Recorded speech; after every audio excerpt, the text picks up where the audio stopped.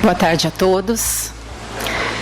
Que na tarde de hoje, todos nós, nos dois planos da vida, que nós possamos sentir a presença do Mestre Jesus e nos fortalecer na sua paz, no seu amor. E para tanto, hoje nós propomos uma reflexão sobre a luz do mundo. Em algum momento, nós já ouvimos essa expressão, a luz do mundo, que ela foi utilizada pelo Mestre Jesus. E a proposta de hoje é que nós juntos façamos uma reflexão. Qual o significado? Jesus, ele utilizava os elementos normais do cotidiano para se expressar, para se fazer entender. Porque naquela época, 2000 anos... como ainda hoje, mas naquela época ele falava para os agricultores, para os pescadores. Então, para tornar mais compreensível a sua mensagem, ele utilizava peixes, rede, semente. Ele usava, com esses exemplos, ele embalava as verdades eternas, que até hoje nós buscamos. E é esta proposta que nós temos para hoje. Porque uma vez que nós acessamos esse tipo de informação, nós temos que ter a consciência que é Deus que está falando conosco. Nós estamos, nesse momento, tendo acesso a Jesus, aos nossos benfeitores.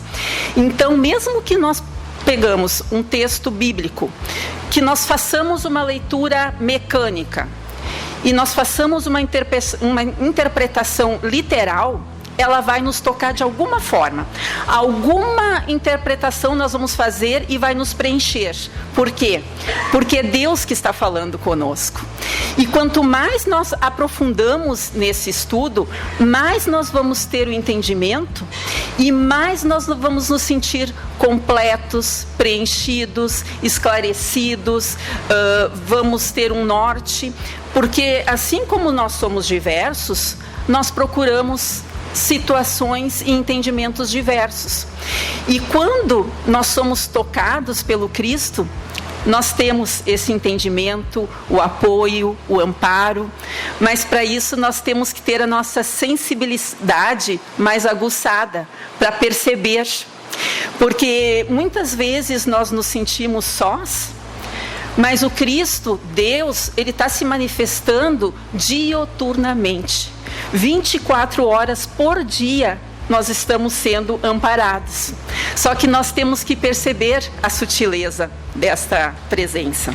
Então, que nós tenhamos claro que quando nós estamos, Jesus e Deus nos fala por pessoas, por situações, mas quando nós sabemos que nós não estamos simplesmente manuseando um texto bíblico, muda completamente o sentido, muda a nossa visão, o nosso paradigma. Pois nós assim, Deus se manifesta por Jesus, que se manifesta pelo seu evangelho, que se manifesta toda hora diante de nós. E é isso que nós vamos buscar aqui.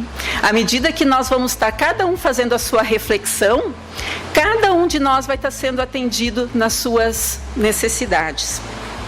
Então, o texto que a gente vai tentar fazer um estudo junto é o Mateus, capítulo 5, de versículo 14 a 16. Foi quando o mestre disse: vós sois a luz do mundo. Não se pode esconder uma cidade edificada sobre um monte, nem se acende a candeia e se coloca debaixo do alqueire, mas no velador, e dá luz a todos que estão na casa. Assim, resplandeça a vossa luz diante dos homens, para que vejam as boas obras e glorifiquem a vosso Pai que estás nos céus. Aqui a leitura mecânica. Quando nós refletimos algo, a gente sempre consegue extrair, mas a proposta de hoje é nós imaginarmos em que momento Jesus falou e para quem ele estava falando. Este texto ele está posicionado logo após o Sermão do Monte. Então, logo após que ele fez aquela belíssima explanação, que ele atendeu a todos nós, os aflitos, aos caídos, ele nos amparou. Aí ele estava se dirigindo diretamente aos discípulos. E aí nós vamos entender quem são esses discípulos. Na época, os discípulos eram aqueles que o estavam acompanhando, e a ideia dele era apontar para as responsabilidades e conscientizá-los dos compromissos que deveriam assumir como sendo seus colaboradores diretos. Mas para nós tentarmos contextualizar e aprofundar mais um pouquinho o estudo de hoje, nós vamos entender o que é discípulo. Discípulo, do latim, aprendiz ou estudante. Então, seria todo aquele que se considera um aprendiz ou estudante do mestre. Mas também, discípulos vem da origem disciplina. Então, todo aquele que se propõe a disciplina de alguém. No caso, ser discípulo do Cristo são todos aqueles que seguem os seus ensinamentos, né? Então, aqui a gente já pode fazer uma leitura da universalidade e do caráter de Jesus, que ele não diz, ele não está se dirigindo, nós entendemos que discípulos não são só os cristãos, ele não está se dirigindo para uma determinada sociedade, para uma determinada etnia, para uma determinada sociedade. Não, todo aquele que pratica a caridade e segue os passos do Cristo pode ser considerado seu discípulo. Então a gente já sabe que, de novo, além dos seus discípulos diretos, somos todos nós, para todos nós que nos propomos a seguir o Cristo. Na nossa evolução, na caminhada humana, essa busca das trevas para a luz, ela é inerente. Faz parte do nosso desenvolvimento essa busca. Então, à medida que nós vamos nos desenvolvendo, e esse processo vai se dando na nossa vivência do Evangelho, nós vamos nos posicionando como aprendizes do Mestre, como seus discípulos sinceros.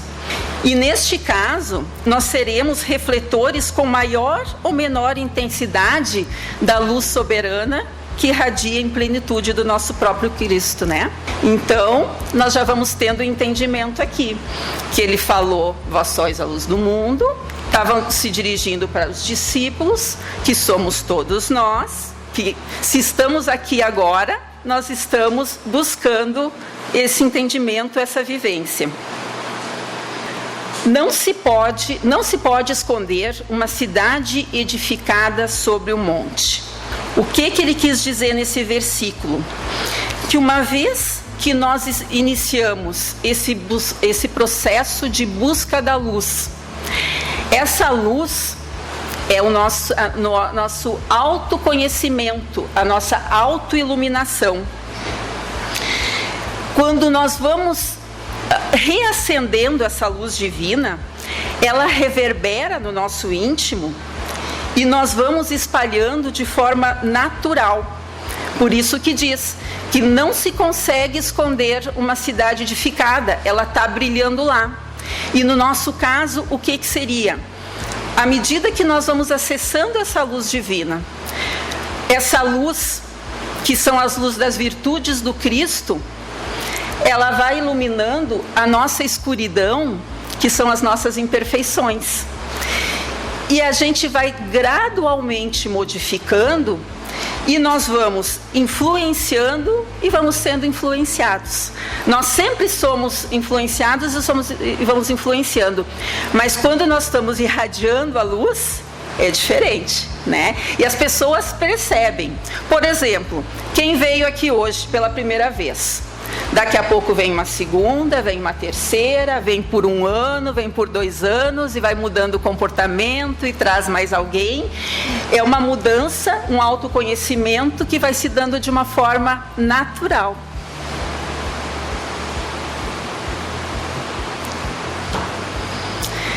Nem se acende uma candeia e se coloca debaixo do alqueire, mas no velador, e dá luz a todos que estão na casa.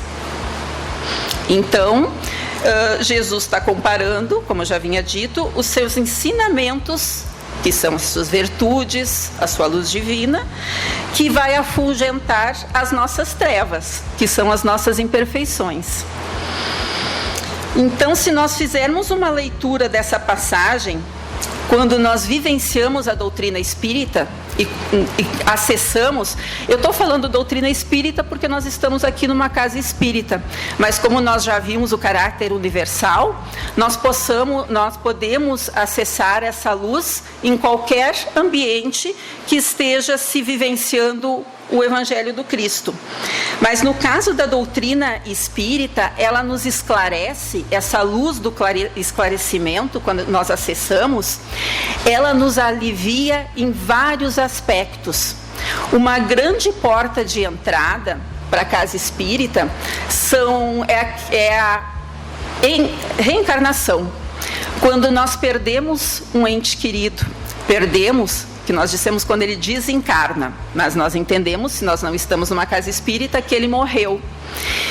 E aí nós entramos em desespero, porque nós nunca mais vamos encontrar, nós nunca mais vamos conviver com aquela pessoa.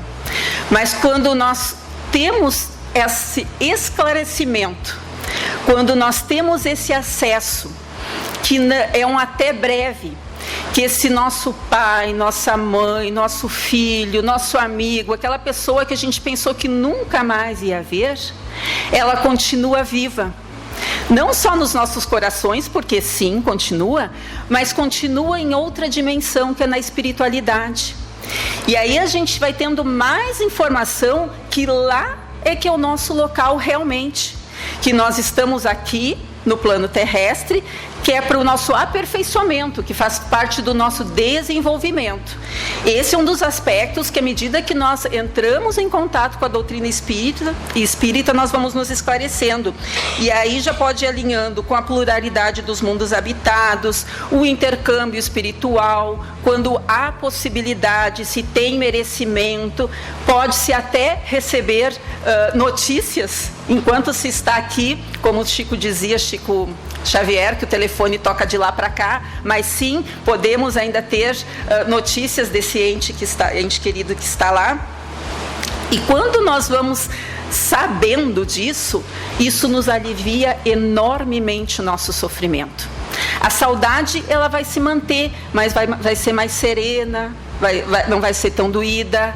O sofrimento, ele alivia muito, porque vai acontecendo essa mudança. Esse esclarecimento, nós vamos acessando a luz. Então, já entendemos até aqui que a luz simboliza o esclarecimento. E é isso que vai orientar o nosso processo educativo e nos transforma para sermos melhores. Aí nós vamos entrar em outro conceito, em outro convite que a doutrina espírita faz, que é a reforma íntima, que é o que eu venho falando até aqui, que é fazermos esse mergulho dentro de nós e fazermos essa transformação, cada um de acordo com as suas possibilidades, de dentro para fora. A candeia deve ser colocada não debaixo do alqueire. O que ele quer dizer isso? Que uma vez que nós temos esse acesso, nós não podemos deixar que a indiferença dos nossos interesses pessoais, que a gente fique com esse conhecimento só para nós mesmos. Mas até impossível que a gente disse, porque nós vamos mudar e essa transformação ela vai ser natural.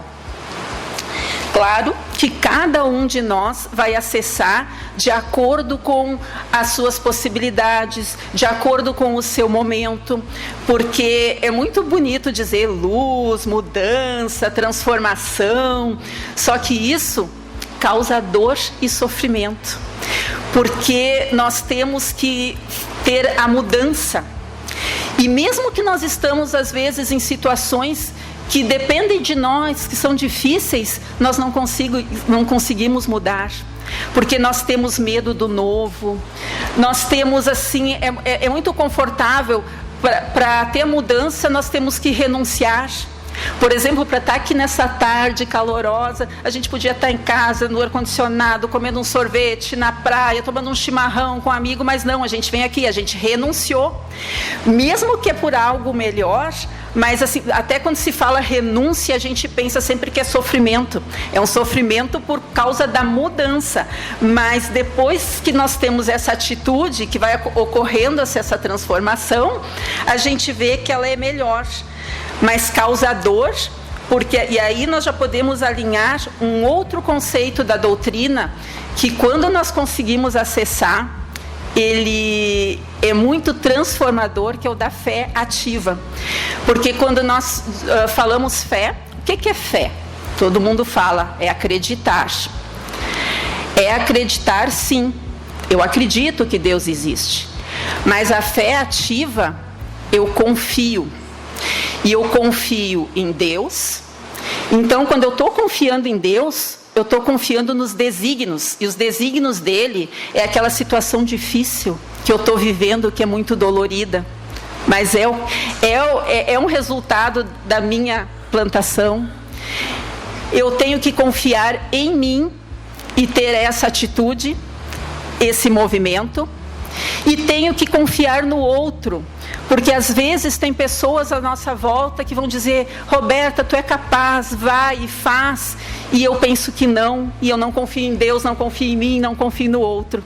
Então é um conjunto de situações, um conjunto de esclarecimentos de luz que nós temos que ir acessando para conseguir essa conexão com o nosso Pai Maior e vivenciar tudo isso que ele está falando nesse versículo. Assim resplandeça a vossa luz diante dos homens, para que vejam as vossas boas obras. É o que eu venho falando até aqui, né? E no que nós vamos tendo essa mudança, nós vamos desenvolvendo as nossas virtudes.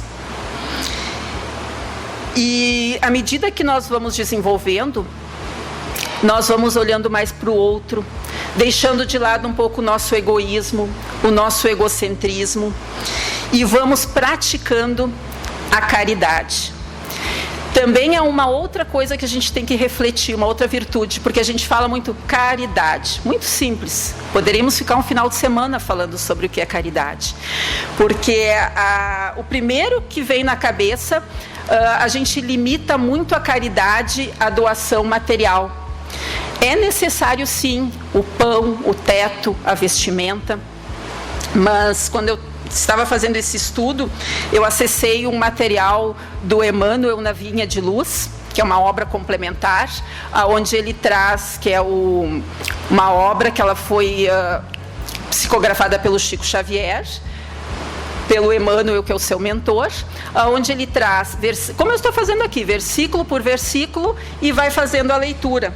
Então, o Emmanuel nos traz que, para nós vivenciarmos a caridade, nós temos que conjugar no mesmo ritmo o dar e o saber.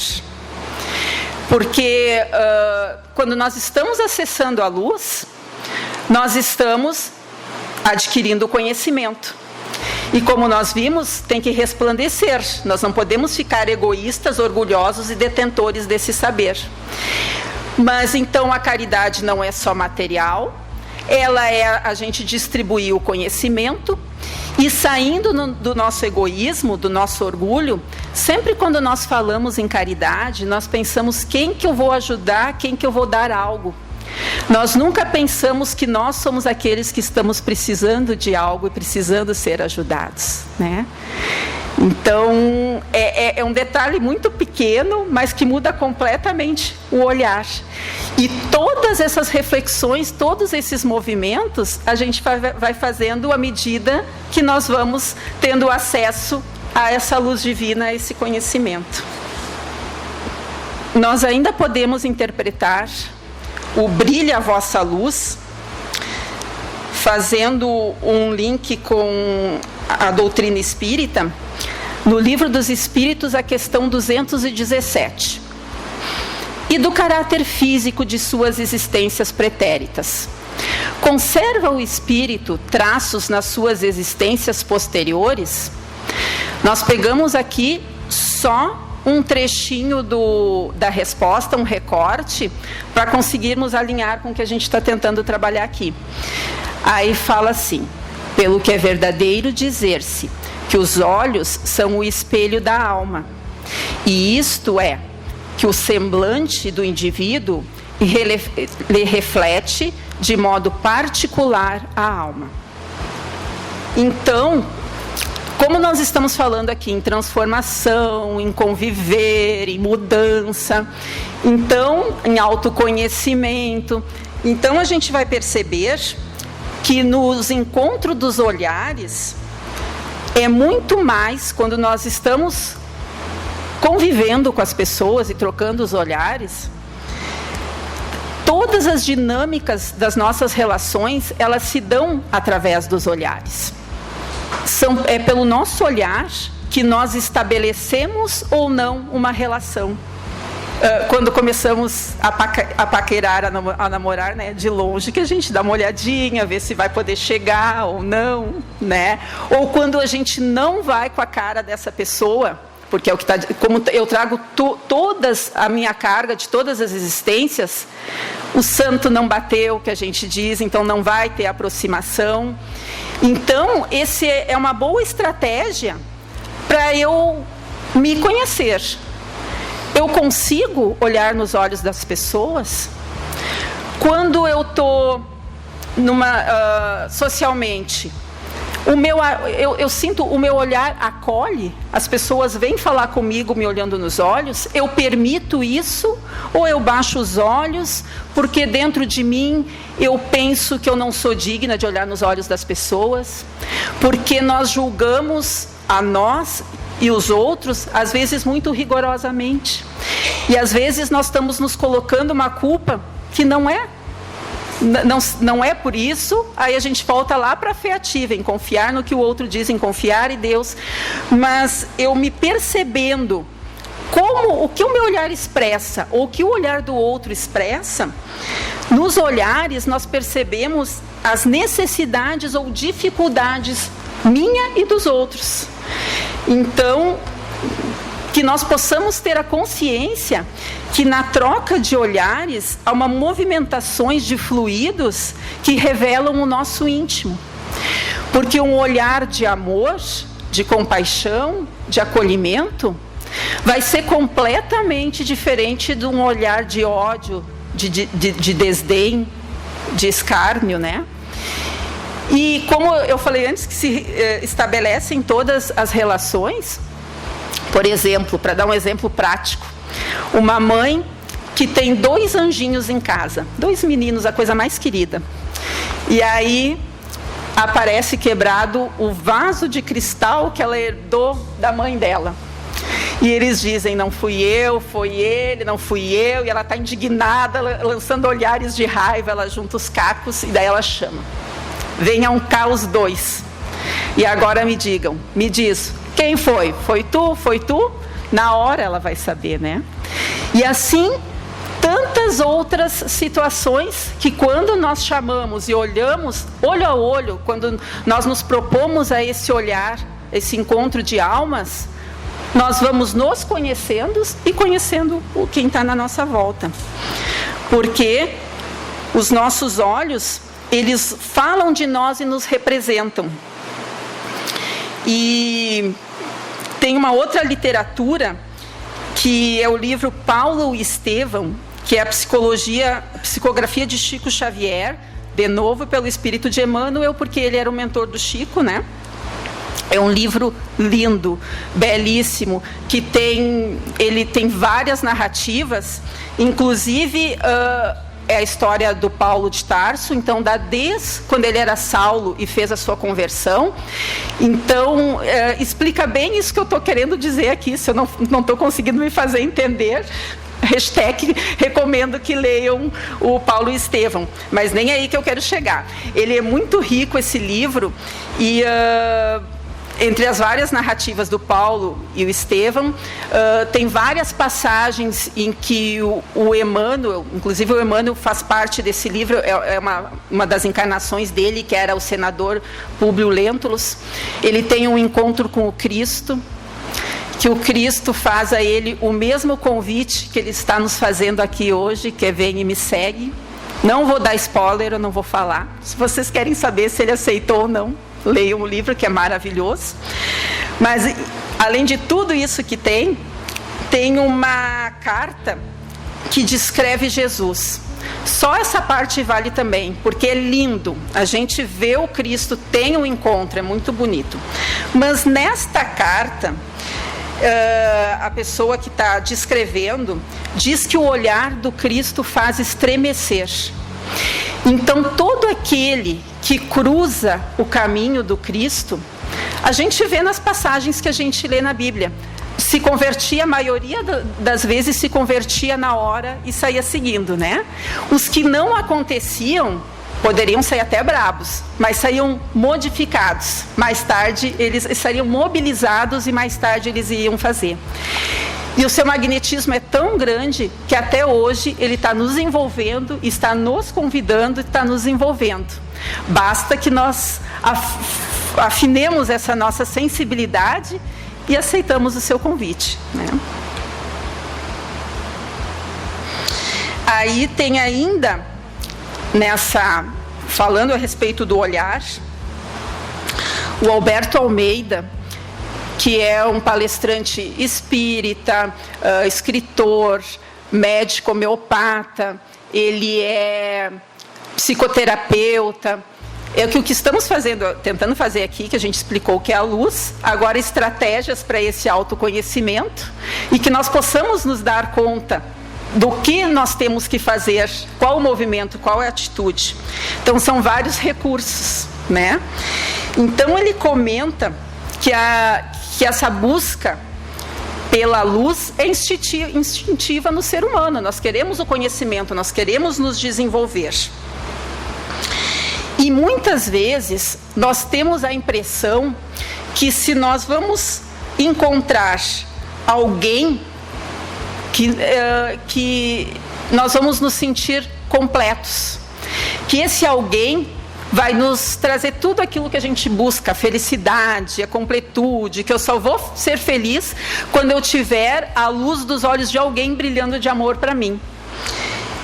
Ele diz: não se apavorem, porque todos nós sentimos essa necessidade. Nós somos seres sociáveis, que temos gregários, que precisamos reconhecer e ser reconhecidos.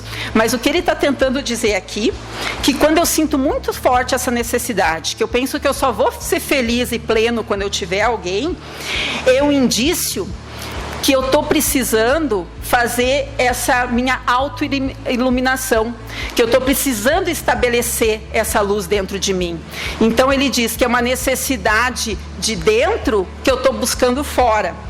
E ele comenta que mesmo que a gente encontre os olhos de alguém que brilhem por nós, se eu não estou fazendo esse movimento, eu não vou sentir essa plenitude. Para exemplificar, é um exemplo aquele casal que é casado, tido direitinho. Ela é uma bruxa, ele é um santo. Nada tá bom para ela. E ele faz de tudo. Porque ele já fez. Ele está no amor. Ele quer dar o amor. Mas ela ainda não está fazendo a autoiluminação. E pode ser o contrário também, tá? Pode ser ele o carrasco e ela a santa que faz tudo e nada tá bom. É que quando nós já estamos nesse processo de amar, não amar porque eu amo, não que o outro tenha que me fazer feliz. Agora, quando os dois estão, não que vai ser a felicidade eterna, porque a gente já sabe que a felicidade não é desse mundo, né? Nós temos momentos, mas nós vamos ter momentos de plenitude, de satisfação. Outra estratégia boa que ele dá, o Alberto Almeida. Quando eu enxergo a minha sombra, eu consigo ver a luz do outro. E somente cresço quando eu tenho a humildade de ver a luz do outro. O que ele quer dizer aqui? Que eu não consigo melhorar o que eu não vejo. Aí ele dá assim, curto e grosso a estratégia, se ainda não estão entendendo. Ele diz assim: bateu, doeu, leva que é teu. O que quer dizer o bateu, doeu? Bateu dentro de mim, por exemplo, eu, Roberta, acho que a Ilse é mandona, é invejosa, é ciumenta. E quando ela faz certas coisas, aquilo me irrita tanto. Aquela atitude, eu chego lá na casa espírita, ela começa a querer organizar tudo, que coisa mais chata. Está batendo. Então, o que eu tenho que fazer? Está me incomodando? Quem é a mandona, Roberta? É tu? E aí, não é imediatamente, por isso que eu disse, é doído. O que a gente tem que fazer? Que momentos que eu sou mandona e chata assim? É lá em casa, que eu quero tudo limpo, que eu chego mandando. E aí, aos poucos, eu vou me dando conta de não fazer mais isso. E daqui a pouco ela também não faz. Então, é isso que ele quer dizer. Se eu não reconheço que eu tenho os defeitos, como eu vou mudar? É impossível. E é esse o encarar as próprias sombras, que não é fácil. Por isso que eu disse, a gente está falando muita luz, transformação, é muito bonito, mas leva encarnações, encarnações, encarnações. Por isso que a gente tem o benefício da reencarnação, né?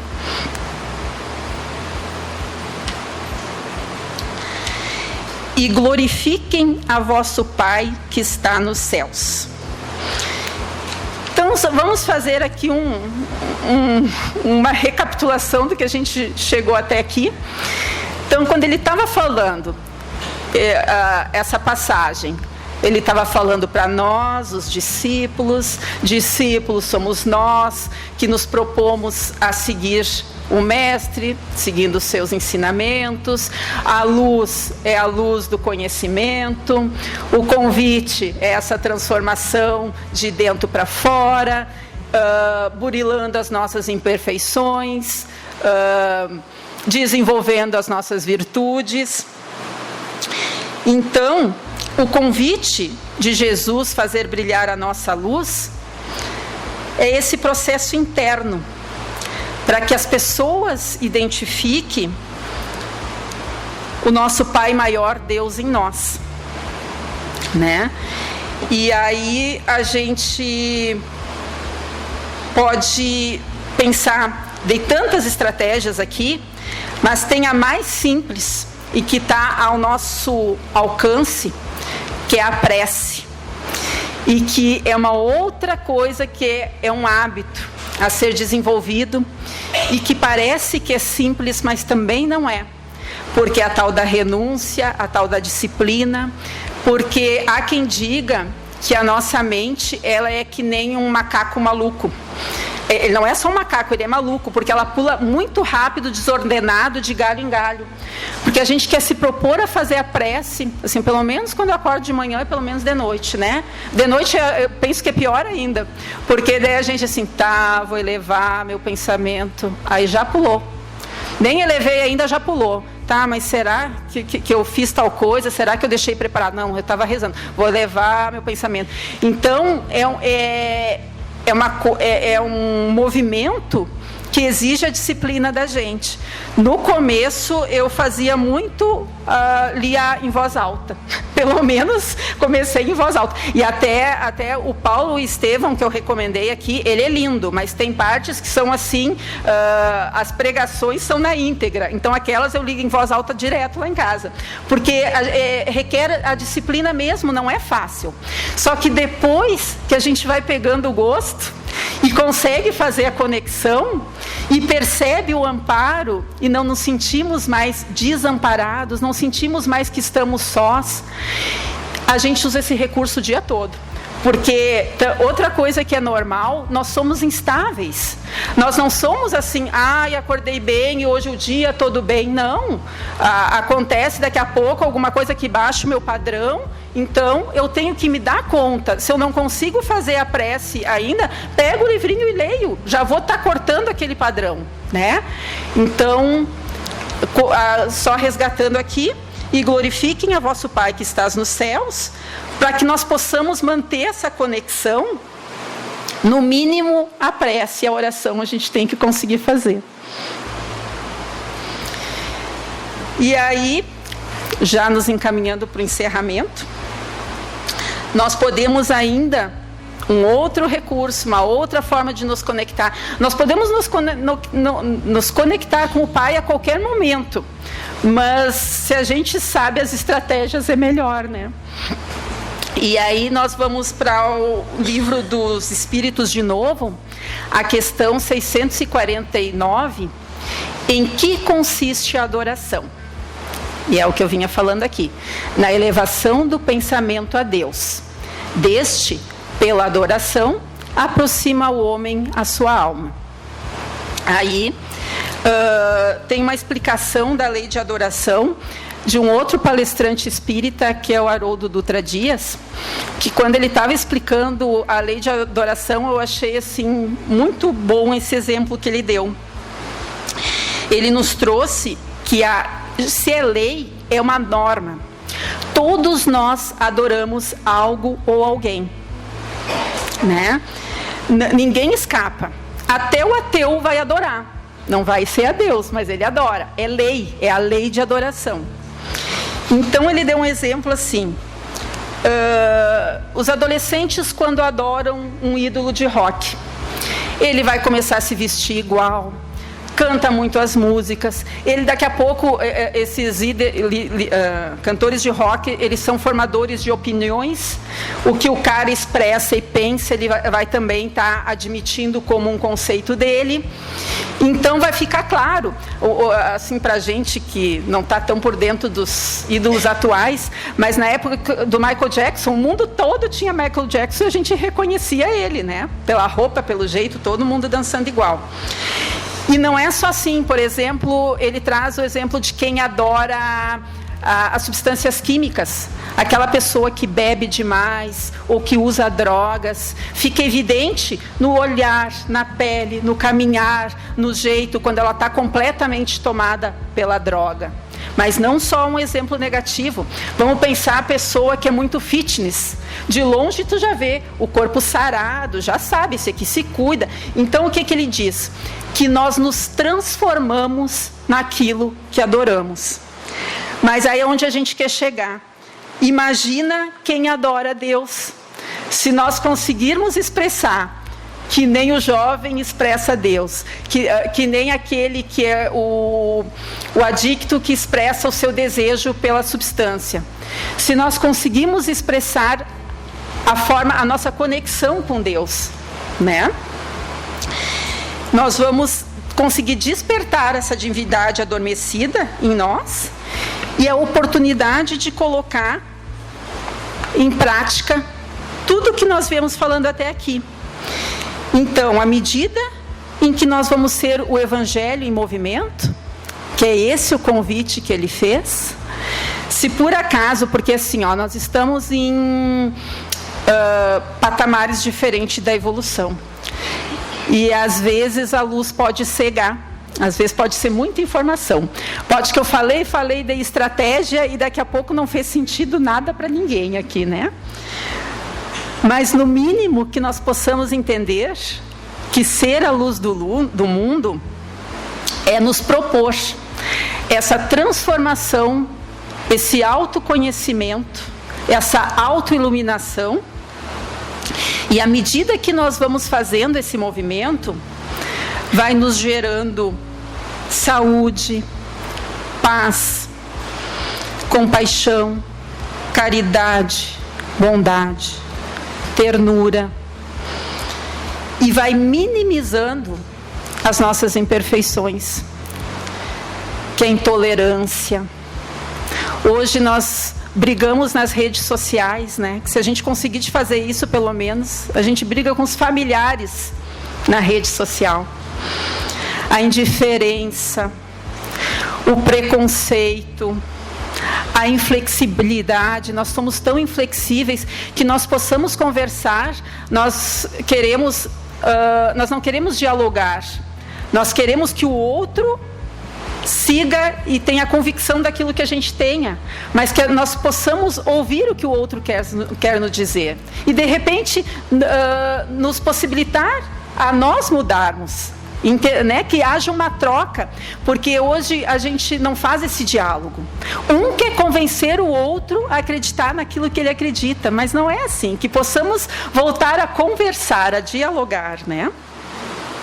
Então, que essa luz se entenda como a luz do perdão, principalmente do auto-perdão, que nós possamos não nos culpar tanto. Porque às vezes, muitas vezes, nós deixamos de fazer coisas porque nós nos achamos culpados e não nos achamos merecedores. E para isso, nós temos que acessar essa luz e sim, acreditarmos, aquela fé ativa que eu falei, né? A luz da gratidão. Muitas vezes a gente está num pontinho assim, só com o olhar ali, naquela doença, naquela falta, naquela dificuldade. E a gente não consegue ver o tanto que a gente tem. Só estando com os 5 sentidos já está de boa, já está ótimo. Só podendo ver, usufruir do mar, não pode ir para a praia, desse céu, de uma sombra na tua casa. Que nós possamos ver o tanto de bênçãos e dádivas que nós temos. A luz da fé ativa. Se ficou muita luz. Luz é a manifestação do amor. Que possamos amar, nos amar e acender a nossa luz própria. Nos conectando com o nosso Pai Maior. Isso aí. Obrigada.